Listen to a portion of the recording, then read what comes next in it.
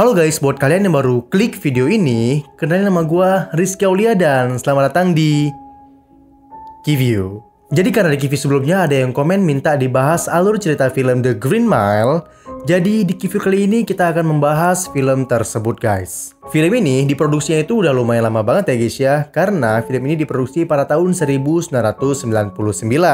Film ini menceritakan tentang kehidupan narapidana di dalam sebuah penjara. Nah, dalam penjara tersebut nantinya ada seorang narapidana yang akan dihukum dengan eksekusi mati, tetapi dirinya itu tidak bersalah sama sekali. Meskipun begitu, dirinya itu tetap rela untuk dieksekusi mati. Kenapa bisa dia dieksekusi mati dan kenapa dia itu rela untuk dieksekusi mati?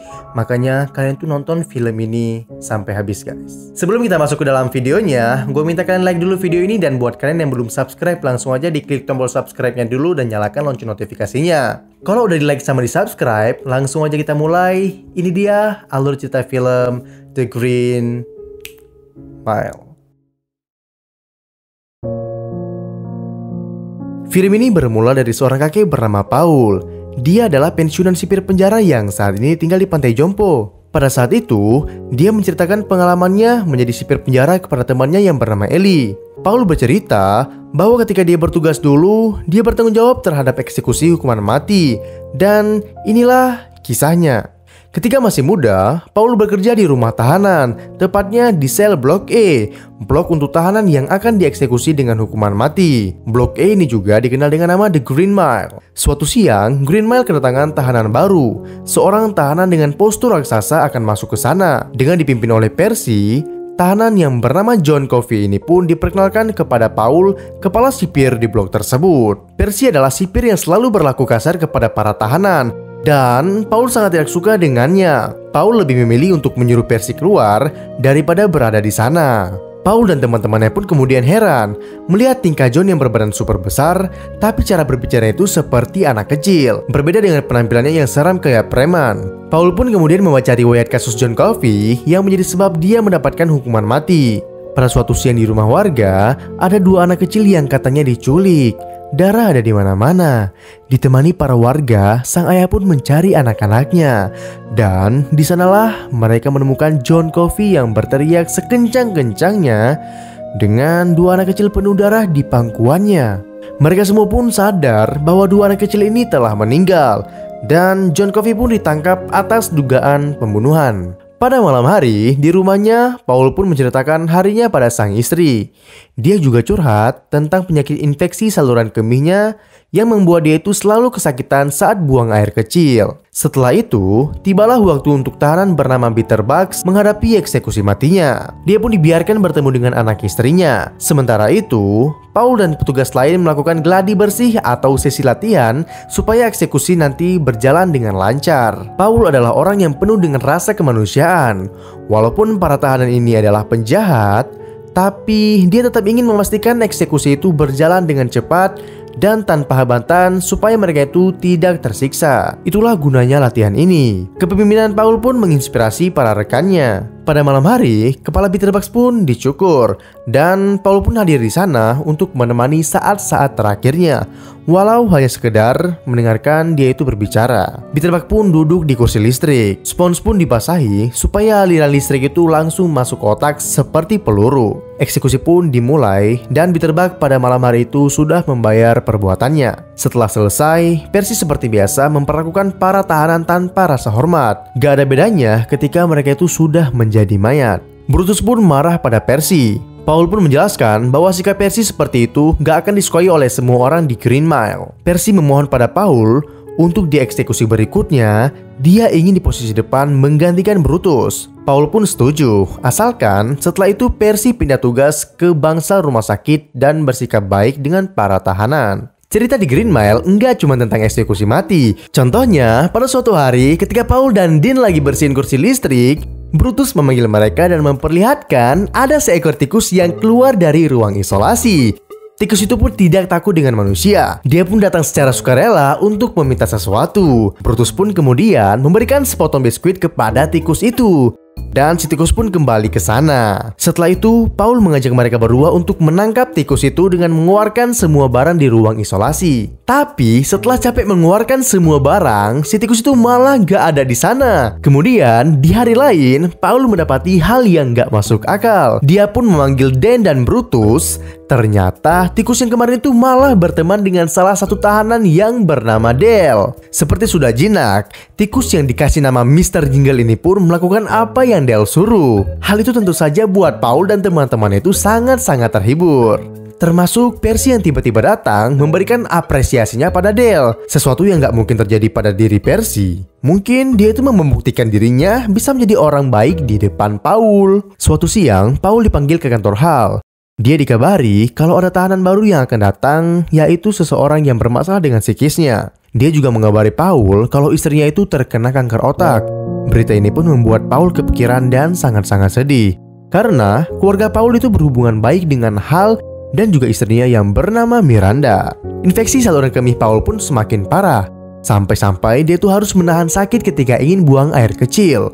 Hal ini pun berlanjut ketika dia lagi bertugas di Green Mile. Bertepatan dengan itu, entah mengapa, John Coffey itu memperingatkan Paul untuk berhati-hati dengan tahanan yang baru, yaitu seorang pria yang bernama William. Orang ini sebenarnya berbahaya banget. Ketika datang, dia itu berpura-pura gila. Sampai ketika di Green Mile, dia itu langsung menyerang petugas yang ada. Kekacauan pun terjadi. Percy yang tadinya shock banget mendadak hilang nyali. Untungnya, Brutus itu cepat datang mengamankan situasi. Setelah kejadian itu, Paul memerintahkan Percy untuk membuat laporan. Kemudian, menyuruh Brutus mengantarkan Dean dan petugas yang lain ke klinik untuk mengobati luka di wajah mereka. Rasa sakit di daerah sensitif Paul sudah tidak tertahankan lagi. Sampai-sampai dia itu harus terbaring di tengah-tengah Green Mile. Di saat itu, John memanggil Paul. Dia bilang dia itu ingin berbicara dengannya karena sangat-sangat penting. Dengan terbata-bata menahan sakitnya, Paul pun menemui John. Di saat itulah, John kemudian menarik Paul dengan tangannya. Kemudian satu tangannya lagi itu menggenggam daerah sensitif Paul yang lagi sakit. Awalnya Paul sangat takut. Kemudian kejadian aneh pun terjadi. Lampu di sel itu menjadi semakin terang hingga pecah. Kemudian setelah melakukan hal tersebut, John langsung terduduk dan memuntahkan sekumpulan debu dari mulutnya. Tentu saja, Paul sangat kaget dengan apa yang sudah terjadi barusan. Sebuah hal mistis terjadi dan rasa sakit Paul itu sudah hilang. Dia pun langsung ke toilet untuk buang air kecil. Dan benar saja, itu adalah buang air kecil yang paling melegakan yang pernah Paul rasakan. Setelah berminggu-minggu menahan sakit, pulang ke rumah, Paul pun langsung memberikan nafkah batin kepada istrinya. Mereka pun bercinta dari malam sampai pagi hari. Keesokan harinya, Paul menceritakan kemampuan John Coffey kepada istrinya. Kemudian, untuk mencari tahu rekam jejak John Coffey, Paul pun pergi menemui pengacara John Coffey dan bertanya apakah John memang seperti itu. Ternyata, menurut pengacara ini, kasus itu merupakan kasus pertama untuk John Coffey. Dengan 2 mayat anak kecil berada di pangkuannya, dia terbukti bersalah karena sudah memperkosa dan membunuh anak-anak itu, kata pengacara tersebut. Kembali di Green Mile, sebagai bentuk terima kasih atas bantuannya, Paul memberikan roti jagung buatan istrinya kepada John Coffey. Dengan senang dia menerimanya. Kemudian dia itu membagikan 2 potong untuk Dale dan juga Mr. Jingle tikusnya. William si tahanan baru mulai berulah, mulai dari ngomong kotor hingga meludahi wajah Paul. Bahkan dia juga mengencingi seorang petugas lain yang membuat dia itu akhirnya dimasukkan ke dalam sel isolasi. Di hari lain, sebagai pembalasan dendamnya, dia membayar cleaning service untuk sebuah roti pai coklat, yang kemudian dia langsung saja memuntahkan ke wajahnya Brutus. Hal itu membuat dia itu berakhir ditahan di sel isolasi kembali. Hari eksekusi Dale pun hampir tiba. Tapi sebelum itu Paul dan Brutus memberi kabar bahwa ada politikus dan pejabat yang jauh-jauh datang kemari untuk menyaksikan aksinya bersama Mr. Jingle. Jadi mereka itu meminta Dale untuk tampil menghibur mereka. Tentu saja itu membuat Dale sangat-sangat senang. Padahal nyatanya itu semuanya hanya untuk hiburan si Dale. Gak ada pejabat ataupun politikus. Yang ada hanyalah cleaning service yang didandani dengan menggunakan setelan jas. Semuanya itu dilakukan untuk si Dale itu yang sebentar lagi akan dieksekusi mati.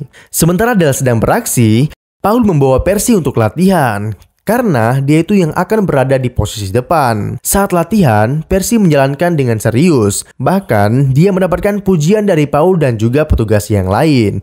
Dale yang baru datang kembali ke Green Mile menunjukkan kegembiraannya. Dia pun diberi selamat oleh para petugas termasuk Percy. Tapi Percy tetaplah Percy. Dia masih saja mengganggu Dale hingga terjatuh. Sampai akhirnya dia pun kena batunya. Ketika William menangkap dan menakut-nakutinya, Percy pun malah ngompol di celananya. Dale pun tertawa melihat situasi tersebut. Di hari eksekusi Dale, Paul seperti biasa mengajak bicara tahanannya untuk terakhir kalinya. Dale mengkhawatirkan Mr. Jingle kalau dia nanti itu dieksekusi. Paul pun berkata bahwa nanti dia akan mengantarkan Mr. Jingle ke sebuah wahana pertunjukan binatang yaitu Mouseville. Salah satunya untuk tikus dan Mr. Jingle bisa menjadi bintang di sana. Sebuah kebohongan dari Paul dan Brutus supaya si Dale itu bisa menjalani eksekusinya dengan tenang. Ketika itu, gak sengaja mainan Mr. Jingle terlempar keluar. Dan di saat itulah Percy malah menginjak Mr. Jingle hingga Dale histeris. Semua petugas pun pada marah dengan Percy karena si Percy itu udah nyakitin perasaan tahanan yang haram hukumnya buat Paul dan teman-temannya lakukan. Kemudian John pun berteriak dari dalam selnya, meminta Mr. Jingle diantarkan padanya untuk diselamatkan. Siapa tahu masih ada waktu. Paul pun segera mengambil Mr. Jingle dan memberikannya kepada John. Para petugas lain sangat bingung kenapa Paul mau menuruti permintaan John. Sampai akhirnya mereka melihat sendiri keajaiban yang John Coffey perbuat. Secara ajaib, Mr. Jingle pun hidup kembali dan berlari ke arah tuannya. John mengatakan, bos Percy sangat jahat. Dia menginjak tikus Dale, tapi aku menariknya kembali. Paul dan Brutus pun kemudian pergi menemui Percy. Mereka mengatakan, memburu tikus saja kau tidak becus, apalagi bekerja di Green Mile. Dirinya kecewa karena Percy itu ingkar janji.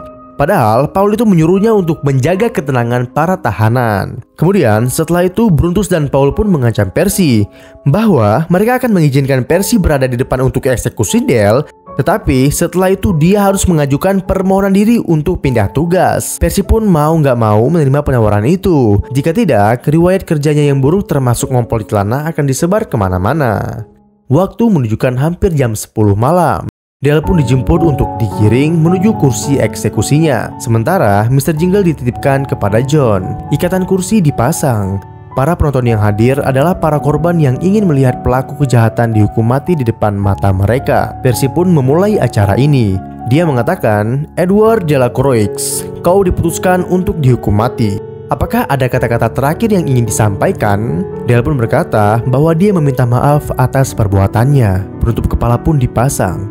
Kemudian Percy harusnya memasukkan spons ke dalam air, tapi dia itu tidak melakukannya. Padahal spons basah sangat membantu untuk mempercepat eksekusi. Paul pun menyadari tidak ada tetesan air akibat spons itu. Paul sadar bahwa spons yang Percy letakkan adalah spons kering.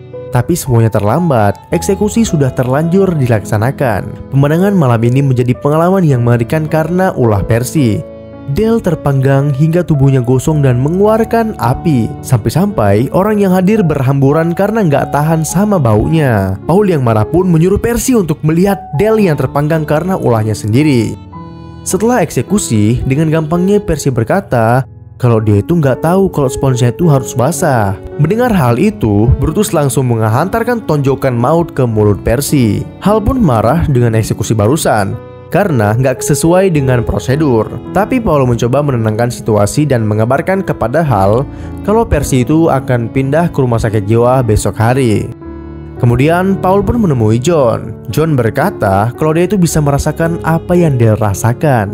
Karena itulah Mr. Jingle kabur dan enggak kembali. Karena menurut John, Mr. Jingle itu juga merasakan hal yang sama melalui dirinya. Kesakitan yang luar biasa. Dan John kelelahan karena hal tersebut. Suatu hari, Paul dan istrinya berkunjung ke rumah Hal untuk melihat kondisi Melinda, istrinya yang lagi sakit tumor otak. Hal berkata kalau kondisi Melinda udah nggak kayak dulu lagi akibat tumor yang dia derita itu. Karena itulah di hari yang lain Paul mengundang teman-temannya untuk makan siang. Paul membahas keajaiban yang John bisa lakukan pada tikus dan juga infeksi saluran kemihnya.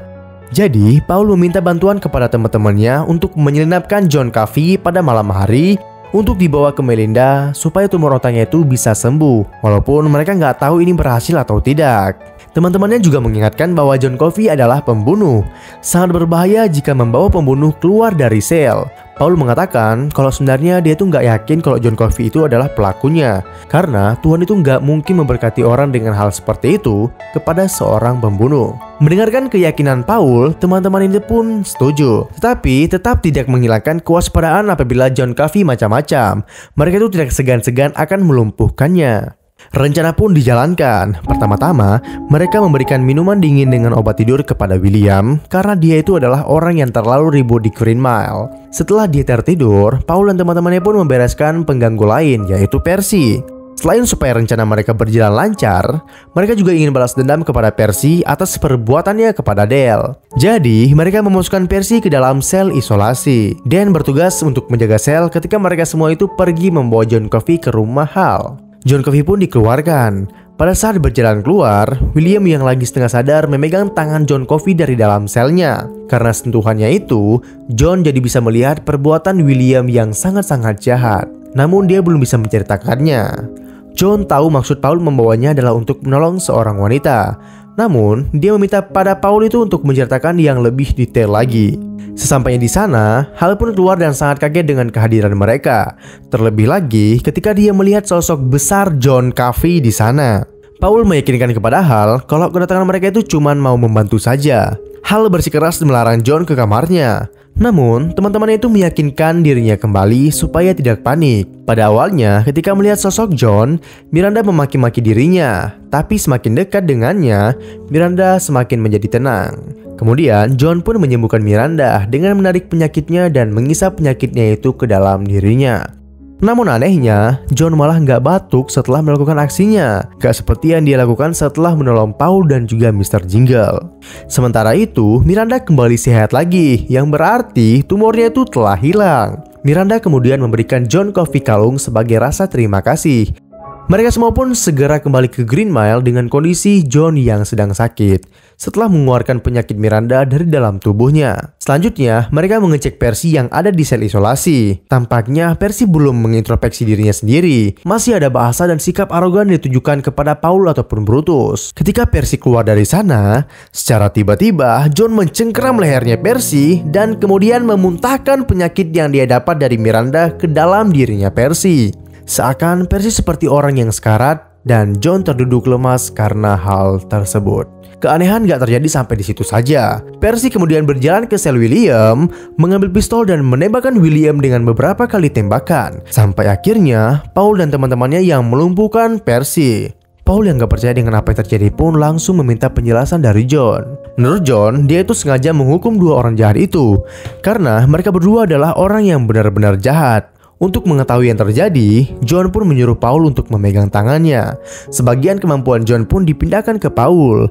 Dan di sanalah Paul mendapatkan sebuah gambaran tentang kejadian yang sebenarnya. Bahwa ternyata William adalah orang yang bekerja dengan seorang pria yang merupakan ayah dari anak-anak malang itu. William adalah seorang pedofilia yang memperkosa dan menculik dua anak itu hingga meninggal. Dan John adalah orang yang mencoba menyelamatkan mereka, tapi semuanya itu telah terlambat. Malah dia itu dituduh sebagai pelakunya dan akan mendapatkan hukuman mati. Begitulah yang terjadi di dunia setiap hari. Orang-orang berbuat jahat dengan mengatasnamakan cinta. Setelah kejadian itu, Paul pun gak percaya dengan apa yang sudah dia lihat. Polisi menyelidiki kasus ini dan Percy berakhir di rumah sakit jiwa. Di rumahnya, Paul bercerita kepada istrinya. Dia tahu bahwa John gak bersalah, tapi dia juga gak bisa membuktikan bahwa si John itu bukan pelakunya. Paul adalah seorang Kristen yang taat. Dia khawatir kalau dia membiarkan John dieksekusi, maka dia juga ikut bertanggung jawab. Suatu malam, Paul dan Brutus pun pergi menemui John. Seperti biasanya, Paul bertanya tentang apa yang diinginkan John untuk makan di hari terakhirnya. John berkata kalau dia itu ingin makan daging asap dan roti jagung buatan istrinya Paul. Kemudian ketika Paul bertanya tentang pendeta yang akan menemaninya berdoa, John menjawab dia itu nggak perlu pendeta.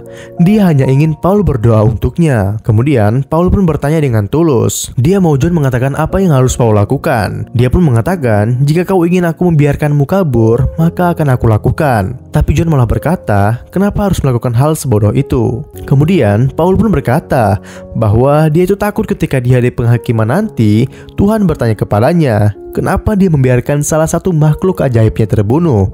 Apa yang aku harus jawab? John pun menenangkan Paul. Dia mengatakan, "Aku tahu kau terluka dan khawatir mengetahui nasibku. Tapi percayalah, aku ingin ini berakhir dan selesai. Karena aku tuh udah capek. Aku capek mendengarkan semua rasa sakit di dunia ini.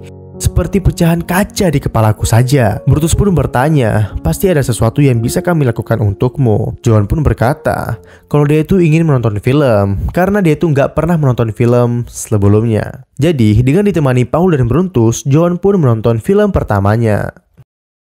Malam itu pun tiba, John dijemput oleh para sipir di Green Mile. Mereka pun kemudian berjalan di atas lantai penjara yang hijau menuju tempat eksekusi. Di sana, John dimaki dan dipandang dengan penuh kebencian. Para sipir penjara ini pun sedih ketika mengikat John di kursi tersebut. Mereka tahu jika John itu tidak bersalah. Tapi pada malam itu, mereka nggak bisa berbuat apa-apa selain menyaksikan kematiannya si John. John bisa saja membela dirinya ketika Paul bertanya kata-kata terakhir apa yang ingin dia sampaikan. Tetapi John nggak sedikit pun membela dirinya di depan orang tua korban. Dia hanya berkata, "Maafkan aku atas kesalahan diriku." Mungkin dia itu masih merasa bersalah karena dia itu nggak berhasil menolong dua anak itu. Spons basah pun diletakkan di atas kepalanya John. Paul mengucapkan kalimat terakhirnya untuk memulai eksekusi. Tapi Paul itu berat hati untuk mengatakan perintah. Sampai-sampai Brutus itu menegurnya untuk segera melaksanakan eksekusi. Paul pun kemudian menyalami John Coffey untuk terakhir kalinya. Dan John akhirnya dieksekusi.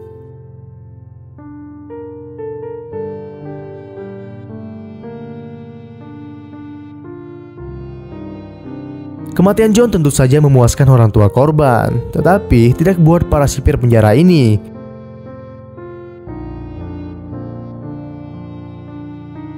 Eksekusi John adalah eksekusi terakhir yang Paul ikuti, karena setelah itu dia dan Brutus meminta pindah tugas ke penjara remaja. Setelah menceritakan itu kepada Ellie, Paul tua pun tahu kalau Ellie itu agak susah menerima cerita itu. Jadi dia pun mengajak Ellie pergi ke sebuah rumah tua dekat panti jompo mereka. Ternyata di sana ada Mr. Jingle yang masih hidup. Paul berkata kepada Ellie, mungkin John telah memberikan sebagian kekuatannya pada Paul dan Mr. Jingle berupa kehidupan. Paul saat itu berumur 108 tahun dan dia berkata bahwa dia itu hidup untuk melihat teman-temannya dan orang yang dia sayangi itu meninggal dunia. Termasuk Ellie yang meninggal terlebih dahulu. Setiap malam, Paul pun berpikir, jika John bisa memberikan seekor tikus umur yang panjang, gimana dengan nasib dirinya? Dan film pun selesai.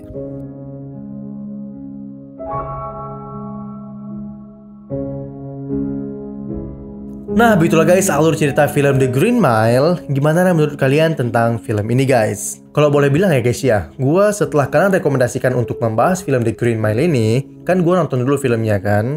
Dan setelah gue menonton film The Green Mile ini, gue tuh gak kuat menahan air mata guys. Ya karena film ini benar-benar sedih. Mungkin buat kalian yang mau lebih gimana ya, lebih merasakan feel untuk cerita ini, kalian tuh boleh langsung aja nonton filmnya secara full guys, karena gue yakin itu lebih ngena gitu guys. Kalian bayangin ya guys ya, si John itu kan dia tuh nggak bersalah dan dia itu tahu siapa pelaku aslinya, tetapi dia itu tetap rela dieksekusi mati ya untuk membuat si keluarga korban itu bisa lega gitu ya guys. Tapi gimana menurut kalian guys tentang film ini? Coba langsung aja kalian komen di bawah. Dan seperti biasa kalau kalian suka sama video ini, jangan lupa kalian klik tombol like dan kalian subscribe channel ini. Gua Rizky Aulia dan sampai jumpa di video-video lainnya. Bye-bye.